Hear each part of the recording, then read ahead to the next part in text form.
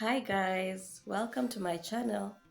My name is Florence Wamboyo Okech, and this channel is all about love, life, family, and self-development. So let's get on with this.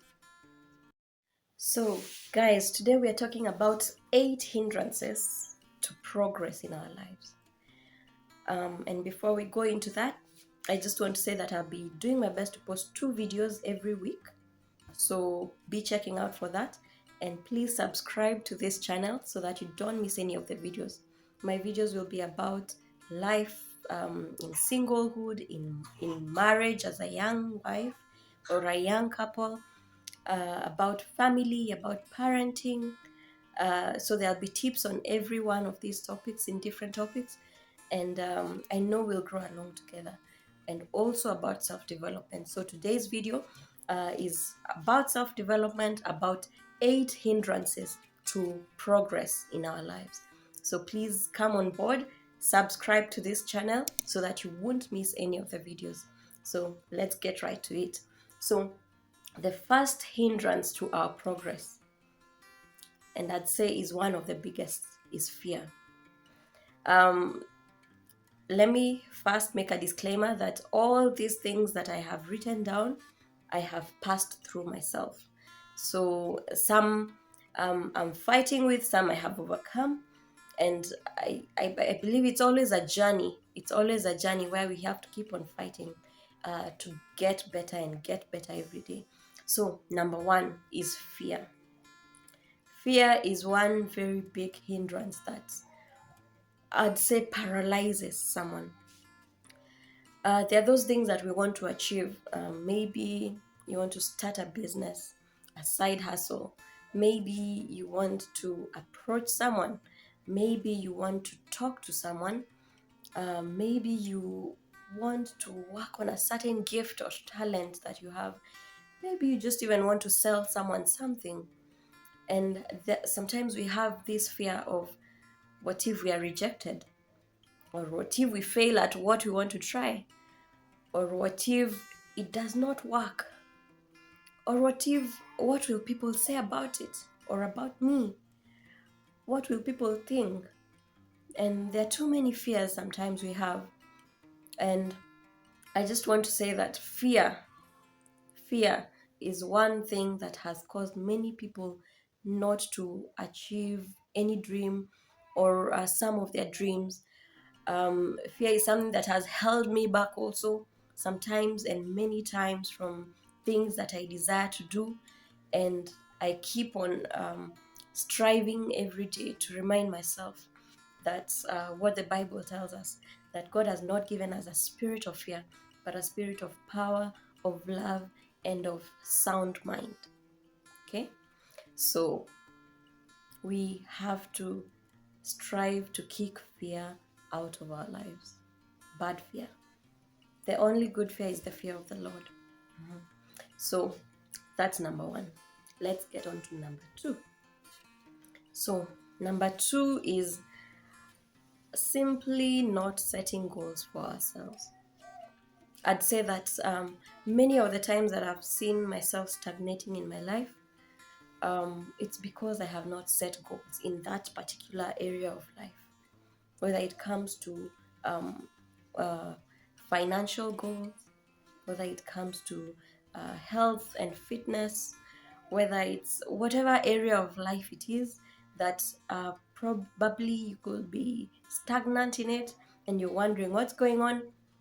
Check if you have thought about what you really want to see in that area of life, because you have to start with a plan and to set goals so that you can actually start bringing them to life. So that's number two. Let's check if we've set goals in those areas of our lives where we want to improve. Okay? Yeah. So later on, I'll talk about these things more in detail and how we can deal with these hindrances to progress in our lives. So let's go on to number three. Number three is procrastination. I must say that I have been a victim of procrastination for many years in my life. as a student, this is something that really affects students, and not just students, also guys in the workplace. Okay, so sometimes you have an assignment, you've been given 2-3 weeks to finish the assignment, but since you have all that time, you decide that let me do it towards the last week. Okay, so actually you don't decide that. You keep on saying, I'll do it tomorrow. Today, let me just rest a bit. Let me just do something else, and then I'll start tomorrow. Then when tomorrow comes, you start saying again, let me do it on Thursday. Okay? Maybe today is Monday. No, today is Tuesday. Let me do it on Thursday. Thursday, I have more time. Okay? Then Thursday comes and something comes up, and you say, now tomorrow is Friday and I'm too busy. Then there's the weekend, so I'll do it on Monday. Okay, then Monday comes and it goes on and on like that, and by the end of the day you realize that you've done nothing. By the end of the 2-3 weeks, at the last minute, on the last day, is when now you start rushing to finish that assignment. And most of the times we don't even do such a thorough job because we don't have enough time to do it. So that is one of the biggest enemies to progress, procrastination. So I'll share later on a story, a short thing about an experience I had that kind of combines all these things, so that you can see how much it really can derail our lives. And sometimes we think, oh, that I work better under pressure. I used to think so, which yeah, many people say that, but in my opinion, I feel if you give yourself enough time to do something, not too much time yet, again, but you can give yourself the same short amount of time, but at the start rather than at the end, so that you have time to do a good job. So that's number 3. Let's get on to number 4. Complacency, or just wanting to maintain the status quo. And I must say that I have been a victim of that a lot. Complacency is just whereby sometimes you feel maybe you had a certain goal and you actually achieved that goal that you wanted, that you had set for yourself in the right time, and instead of keeping on growing from where you are, where now you set newer goals, you feel that nimefika, or I have arrived. Okay, and that feeling of I have arrived can really make you stagnate, because the years go on, and or the weeks go on, and you're at the same place where you landed. Yes, maybe you are ahead of others, but years are catching on. Time is moving and things keep on changing. If it's your company, innovations, we need to keep on innovating, getting new ideas, doing things in a new way, and that is what can help us to be relevant even in the future. So complacency is one very big hindrance to progress. So I think we are at number 5. Yeah, so number 5 is plain old laziness. Okay, laziness. And I know many of us can accept, we all have that bit of feeling lazy now and then. Not all the time, sometimes. For some people, maybe all the time, but laziness. Okay, and this is a plain old thing that is just there, and even the Bible talks about it, and talks about diligence. The opposite of laziness is diligence. Laziness is just not having that motivation or that urge to do the things you have to do, the work you have to do, not having that inner drive to do it. Okay, and that is one very, very, very big hindrance, because you'll find that whatever goals you've set. Maybe you have actually set goals, but if I am lazy, I will not achieve them at the end of the day. So that is one very big hindrance to progress. So let's go to number 6, is lack of good relationships or healthy relationships, whereby, and by healthy relationships in this context, I want to focus on relationships where your friend or your someone close to you and loves you can actually challenge you to stop stagnating where you are, challenge you to get better, to do something better than what you are already doing. Okay, so there are these people around us who love us, and they can see much more into our lives than we can see ourselves. Okay, it could be your husband, it could be your parents, it could be a friend, it could be even a child, it could be a teacher, someone who truly loves and cares for you and is not afraid to speak to you the truth. Many people are afraid to tell us the truth. Many people are afraid to challenge us to go to the next level. But if we have somebody or some people who actually love us enough to tell us the truth, so lack of these people, or let me say also, we might have these people in our lives, but sometimes we don't take them too seriously. So lack of those kind of relationships, or not listening to them, actually could be a big hindrance to our progress. Okay, now at this time, I hope that this video is really helping you, and if it is, please like the video and also subscribe so that we can keep growing together. Okay, all right, so now let's go to number 7. Yes, number 7, I think, is one big challenge, one big hindrance that many of us are facing. Okay, many of us, and I'd say we're all in this boat. Some are almost out of the boat, some are really sleeping in the boat, and some are really trying to get out of the boat. So ask yourself, where are you in this? So number 7 is lack of consistency. Yeah, so that's a very big hindrance to progress. Sometimes we actually we try to deal with our fear. We realize the kinds of goals that we want to set, and we set them, and we are trying our best to be diligent at it, not to be lazy. So we try today and we actually achieve it. But there's something about not being consistent. Doing it today and then you don't do it again tomorrow. You don't do it again the next day. You do it again after 3 days. Something that you're meant to do daily. And you continue with that kind of pattern. So lack of consistency really derails us, whether it's in a fitness.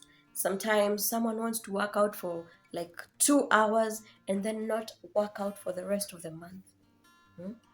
And that is not helpful.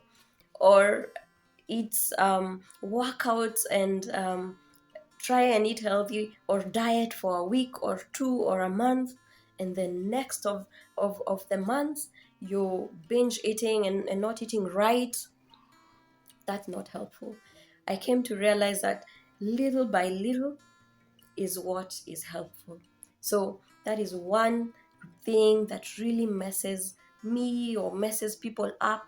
Lack of consistency is one major culprit, one major hindrance to our progress. Okay, and now to our final number 8. Number 8 is one dip. I don't know what to call it, but it's something that is very it's a big topic, and we'll be talking about it as we go along. So lack of or living a purposeless life. Sometimes we just live as the day comes. So we just wake up, we have a routine maybe that is working for us. We go to work, we take the bus, or we drive to work, or you deal with the kids, or whatever you do on a daily basis. We do it, and we do it well. But sometimes we don't think about there is more beyond what we do on the daily basis, our daily routines. There is more to that. There is more that, let me say, that God has to bring out of us, out of our lives, even through our daily routines, okay? So, living a purposeless life means sometimes we might not know that God has so much more in it for us, that there is so much more to us than just the daily routines, going to work, making money, coming home, maybe relaxing on the weekend, or raising kids, or whatever you're doing on a daily basis. That God has so much more He wants us to achieve, so much more impact He wants to achieve through us, maybe through our daily routines, okay? So sometimes lack of a purposeful life could cause us to just live normally and not actually go beyond to the greater heights that God has for us, okay? So those are the 8 points for today. 8, yeah. And as I'll do follow-up videos, which I'll put right there, where we'll get to see more about how we can deal with these hindrances, and much more about other tips even for other aspects of our lives. So thank you so much. I hope that you have enjoyed the video. Please click subscribe and like the video, and you can share it also with others, please, so that others also can get to learn from this. Thank you so much for staying with me up to this point. God bless you. Hi guys, I had promised to share a short story about an experience I had with some of these hindrances, and if you have watched up to the end, this is a bonus for you, okay? So in 2018? Yes, actually 2018, a friend of mine had a wedding. We had been good friends from some time ago, and she invited me to the wedding. And around that time I had a small baby, about 3 months old baby, 3-4 months old. And I traveled to Shags. Shags is the village whereby I went to see my parents there. And by the time I came back home, time was just moving so fast. I felt overwhelmed, and by the time I realized it, the date of the wedding was gone, okay? And you cannot imagine the feeling I had. I was so disappointed in myself. I was so ashamed and guilty. Like, how could that date just have passed me like that, you know? And I felt so bad. I felt so bad about it that I actually didn't attend my friend's wedding. And actually, she had been there for me and for us, even as we were preparing to get married. So I really felt how bad planning was that, you know. And I had that fear of, now what will I tell her? I really wanted to call her and to, you know, apologize and to tell her I'm so sorry for that. But I had this fear. I had this fear that, you know, where will I even start? How will she even think that I'm serious, you know? Missing her wedding, just like that. No excuse, you know? And so I pushed it. I kept on pushing it because of that fear. I kept on pushing it. And within no time, the COVID year came, the COVID year 2020, 2021, and now we're in 2022. 3 years later.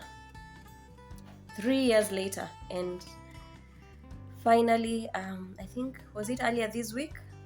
Finally is when, sorry guys, motherhood stuff. Anyway, so yeah, so 3 years down the line, sometime this week is when I finally called her, and you can't imagine 3 years out of touch with someone. It's too bad, and I attribute it just to fear and postponing, and yeah, too bad. Those are part of the things that hinder progress, because you can imagine if I had done it earlier, how much better maybe our friendship should have grown since that time. So yeah guys, that's my story, and I really thank God that finally he gave me the courage. I took the courage and the step to call her, and we talked, and I hope that we'll re-establish that friendship. So that's my story. I hope it will not be your story, okay? Thank you guys.